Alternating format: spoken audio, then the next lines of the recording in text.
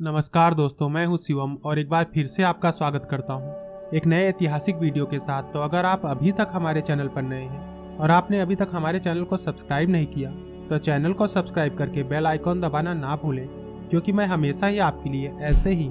ऐतिहासिक वीडियो लेकर आता रहता हूँ। आज की वीडियो में हम बात करेंगे जब संपूर्ण यूरोप एक युद्ध की आग में झोंक दिया गया था, जो युद्ध 18 जुलाई 1914 से लेकर 11 नवंबर 1914 तक लड़ा गया, जिसे कि हम प्रथम विश्व युद्ध के रूप में जानते हैं। और इससे पहले किसी ने कल्पना भी नहीं की थी कि ऐसा भी युद्ध कभी हो सकता है। इस युद्ध में कुल 37 देशों ने भाग लिया था और इस युद्ध में लगभग 9 करोड़ सैनिकों और 1.5 करोड़ से ज्यादा नागरिकों की मृत्यु हुई, ऐसा अनुमान लगाया जाता है। इस युद्ध ने संपूर्ण यूरोप को 2 भागों में बांट के रख दिया था, जिसमें कि ट्रिपल एटेंट समूह, जिसमें कि फ्रांस, रूस और ब्रिटेन शामिल थे, और ट्रिपल अलायंस, जिसमें कि जर्मनी, ऑस्ट्रिया, हंगरी और इटली शामिल थे। इस युद्ध के शुरू होने का प्रमुख कारण 18 जून 1914 को ऑस्ट्रिया हंगरी के होने वाले राजा फ्रांज फर्डिनेंड की हत्या को माना जाता है। जब वे सर्बिया की अपनी यात्रा पर गए हुए थे तब वहां के एक गैरिलियो नाम के सर्ब ने उनकी गोली मारकर हत्या कर दी, जिसके बाद 28 जून 1914 को ऑस्ट्रिया हंगरी ने ऑस्ट्रिया ने अपने प्रिंस की हत्या के बाद सर्बिया को चेतावनी दी और अपने अधीन हो जाने के लिए कहा, लेकिन सर्बिया ने ऐसा करने से मना करते हुए रूस से अपनी रक्षा के लिए मदद मांगी, क्योंकि उस समय ऑस्ट्रिया हंगरी काफी ज्यादा ताकतवर साम्राज्य हुआ करता था और रूस भी इसी मौके के तलाश में था और उसने भी सर्बिया की मदद करने का वादा किया, और जिस कारण जर्मनी सर्बिया पर हमला कर देता है और उसके साथ ही प्रथम विश्व युद्ध की शुरुआत हो जाती है। यह तो सिर्फ एक मौका था इस युद्ध को शुरू करने का, क्योंकि युद्ध करने की और भी कई प्रमुख वजहें थी जहां हर देश अपना फायदा देख रहा था। इस हत्या ने तो खाली इस युद्ध को शुरू करने का बहाना बना दिया। पूरी दुनिया में आई हुई औद्योगिक क्रांति के कारण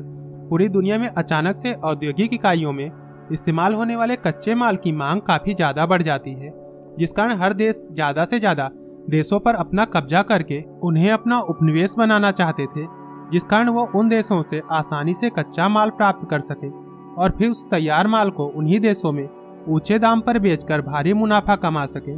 जैसा कि ब्रिटेन ने भारत के साथ किया था। इसके अलावा भी जर्मनी की नई विस्तारवादी नीति को भी प्रमुख जिम्मेदार माना जाता है। जब 1890 में जर्मनी के राजा विलियम द्वितीय ने जर्मनी को दुनिया की सबसे बड़ी महासत्ता बनाने का प्रयास शुरू किया, जिस कारण संपूर्ण विश्व में डर और अस्थिरता का माहौल बन गया था। साथ ही प्रथम विश्व युद्ध के पहले यूरोप के ज्यादातर देशों के बीच परस्पर रक्षा सहयोग किए गए,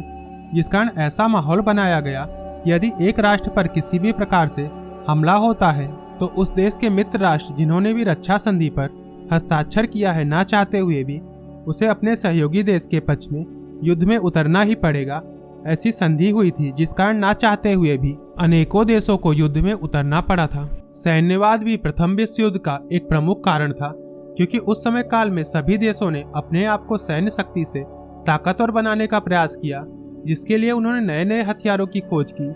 और इन्हीं आधुनिक हथियारों ने ज्यादातर राष्ट्रों के मन में यह भ्रम पैदा कर दिया कि वही सबसे ताकतवर राष्ट्र है और उनके सामने कोई टिक नहीं सकता, और उन्होंने हथियारों के विकास के साथ साथ अपने सेना का आकार भी बढ़ाना शुरू कर दिया था। अत्यधिक राष्ट्रवाद भी प्रथम विश्व युद्ध शुरू करवाने वाले प्रमुख कारणों में से एक था, क्योंकि 19वीं शताब्दी में यूरोप में राष्ट्रवाद अपने चरम पर था, जिसमें कि जर्मनी और इटली तो झूठी देशभक्ति की भावना में इस हद तक डूब चुके थे कि इसके लिए वे संपूर्ण विश्व को भी बर्बाद करने से पीछे हटने वाले नहीं थे, जो कि अपने देश का क्षेत्रफल बढ़ाने और ज्यादा से ज्यादा देशों को अपना उपनिवेश बनाने की दौड़ में लगे हुए थे। लेकिन उस समय विश्व में 25% से भी ज्यादा राजस्व पर अकेले ब्रिटिशों का राज था,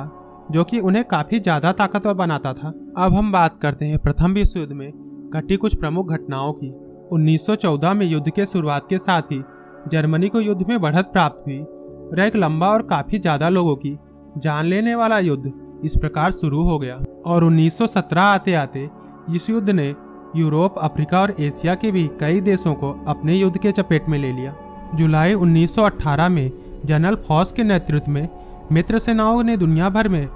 जुलाई 1918 आते आते जनरल फॉस के नेतृत्व में मित्र सेनाओं ने दुनिया भर के अनेकों हिस्सों में जर्मनी को परास्त करना शुरू किया।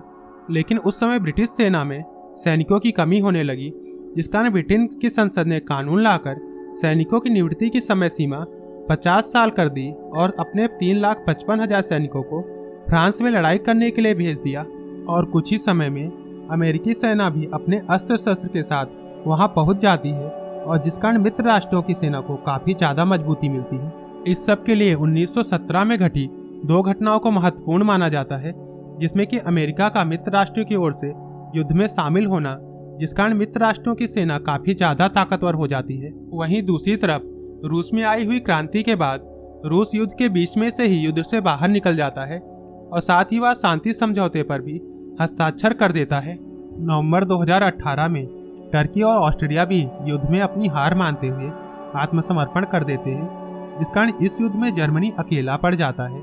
और अब तक जर्मनी भी युद्ध के कारण आर्थिक तौर पर काफी ज्यादा कमजोर हो जाता है, जिस कारण जर्मनी में ही जर्मनी के राजा के खिलाफ विद्रोह की आवाज उठने लगती है,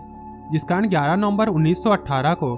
जर्मनी के राजा विलियम द्वितीय ने युद्ध में अपनी हार मानते हुए युद्ध विराम की घोषणा पत्र पर हस्ताक्षर कर देते हैं और साथ ही अपनी गद्दी भी छोड़ देते हैं। तब जाकर कहीं यह विनाशकारी युद्ध का अंत होता है। आइए अब समझते हैं प्रथम विश्व युद्ध में भारत की स्थिति। प्रथम विश्व युद्ध के समय भारत अंग्रेजों का गुलाम था, कारण युद्ध में भारतीय सैनिकों को ब्रिटिश हुकूमत के अंतर्गत युद्ध लड़ा। इस युद्ध में कुल 8 लाख भारतीय सैनिकों ने हिस्सा लिया और जिसमें 47,000 के आसपास भारतीय सैनिक मारे गए और 65,000 से ज्यादा भारतीय सैनिक घायल हो गए थे। प्रथम विश्व युद्ध में कांग्रेस और खुद गांधी जी ने भी भारतीय सिपाहियों को ब्रिटेन की तरफ से युद्ध में भाग लेने का समर्थन किया था, क्योंकि वे ऐसा सोचते थे कि अगर वो ब्रिटेन का साथ देंगे तो शायद ब्रिटेन भारत पर खुश होकर हमें आज़ाद कर देगा। युद्ध के बाद ब्रिटेन ने भारतीय सिपाहियों की बहादुरी की तारीफ तो की, लेकिन भारत को आज़ाद नहीं किया, जिस कारण कांग्रेस और गांधी जी की सोच को एक बड़ा झटका लगा। आइए अब समझते हैं कि प्रथम विश्व युद्ध के परिणाम स्वरूप विश्व में क्या क्या बदलाव आए। बाल्टिक साम्राज्य को रूस के उपनिवेशवाद से आज़ादी मिल गई।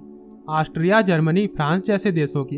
अंतर्राष्ट्रीय सीमाएं बदल गई। प्रथम विश्व युद्ध के बाद पोलैंड, चेकोस्लोवाकिया और यूगोस्लाविया जैसे देश अस्तित्व में आए। तो यह थी कुछ महत्वपूर्ण जानकारियां प्रथम विश्व युद्ध के बारे में। तो अगर आपको हमारा वीडियो पसंद आया हो तो वीडियो को लाइक, कमेंट और शेयर करना ना भूलें। जय हिंद, वंदे मातरम।